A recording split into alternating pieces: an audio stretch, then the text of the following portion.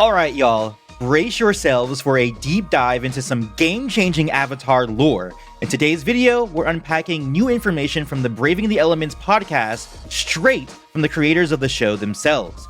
We've got everything from Katara's healing limits to a groundbreaking discussion on bloodbending and the newly introduced concept of chi fields.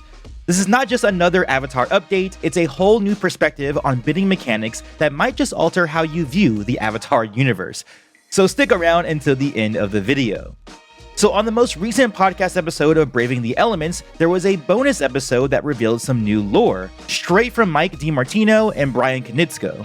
There was a lot of information that came out of this segment, including an answer to whether or not Katara could heal Zuko's scar. The answer?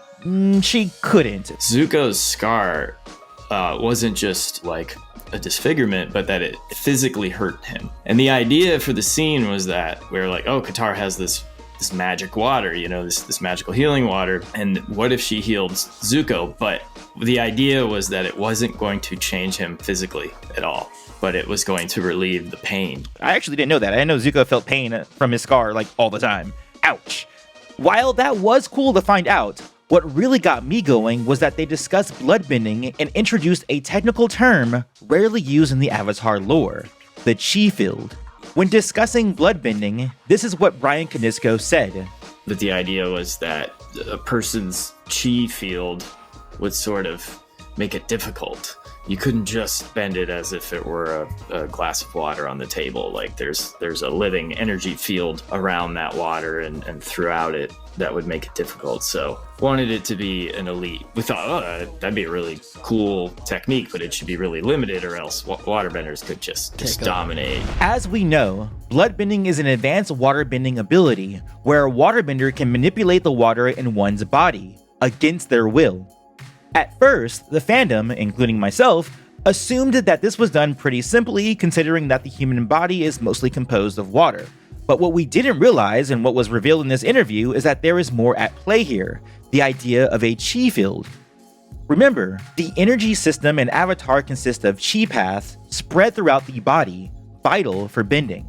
We first learned this from the Guru near the end of Book 2. And this system includes chi paths, chakras, and as Iroh describes it to Zuko, the sea of chi. These aspects collectively contribute to a bender's power. The introduction of a chi field adds an intriguing layer to this system. It's not just the physical chi paths, but an energy field emanating from these pathways. This field acts as a defensive mechanism, protecting the body from external bending forces like bloodbending. Understanding chi fields helps clarify some of the more ambiguous aspects of bending. It explains why certain advanced bending techniques like airbending to remove oxygen from the lungs or earthbending manipulating traces of metals in the body aren't commonplace. It's a debate that makes many power scalers scratch their heads, but this new piece of information can make it all make sense. The chi field presents a natural barrier requiring significant power to overcome, almost like a force barrier or force wall in Star Wars. But this ability might go beyond just a technique used by benders. That's right, it might be able to be used by non-benders as well, we just haven't seen it manifest itself yet in the series. Brian's explanation indicates that a chi field isn't exclusive to benders. All living beings, benders and non-benders alike, possess the energy field, although its strength varies. Man, this really is sounding like Star Wars, isn't it? This variability in chi fields among individuals could explain the different levels of resistance to techniques like bloodbending. Now, I'm of two minds when I think about this new piece of the magic system of Avatar. On one hand, I think it actually makes bloodbending make more sense, especially with regards to Amon being able to block the use of bending indefinitely. I always expected that there was more at play than simple bloodbending when it was revealed that Amon was indeed a waterbender near the end of that season. Before that point, I had really thought that Amon was some master level chi blocker, like Ty Lee but on steroids. And that could still be the case with this new idea of chi fields. However, the notion of this information makes me think characters like Yakone and Amon are even more powerful than what I thought before. Because now it means that they aren't just extremely powerful waterbenders, they are actually powerful chi benders in a way, something very close to energy bending, which can make sense if you consider that both Yakone and Amon were inspired by the fact that Aang could take bending away. So I've been talking about bloodbending this whole time, but we might actually see the aspect of chi fields represented throughout the lore. Fellow Avatar YouTuber Airspeed Prime brought up an example from the Kyoshi novels, and I have to agree with him. Plus, if you know me or this channel, you know how much I adore those Kyoshi novels from a world-building perspective in particular. So let's consider the earthbending tug-of-war between Kyoshi and her master, Jinju, at the end of The Rise of Kyoshi, which is pictured on screen now. Both were connected to the same stone, and their struggle illustrates the chi field in action. Neither could best the other until a spirit-enhanced false avatar Yoon effortlessly took control, indicating a higher level of power or a stronger chi field, which makes sense because he had been fused with Father Glowworm, a powerful ancient spirit who battled with Avatar Kuruk. More on that in this video here. The idea of chi fields potentially offers us a new perspective on several key scenes in the series. For instance, Aang breaking Yakon's bloodbending grip with the Avatar state could be seen as his enhanced chi field overpowering Yakon's attempt to control him.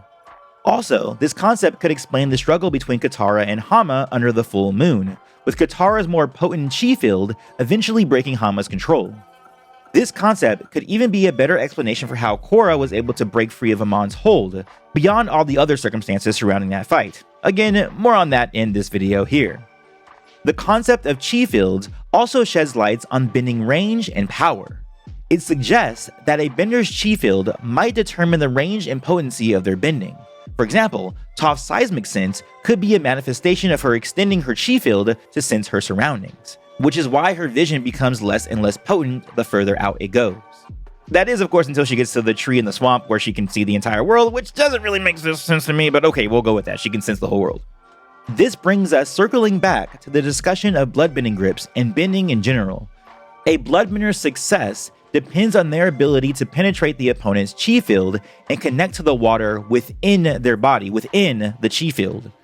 If the bloodbender is more powerful, they can break through the chi field. If not, their attempt fails.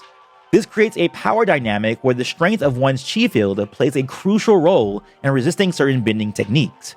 But again, this is where I take issue, because if this is indeed the case, powerful benders like Toph and Aang should be able to stand up to someone like Yakone, especially a combined effort of Toph and Aang should be able to stand up to Yakone.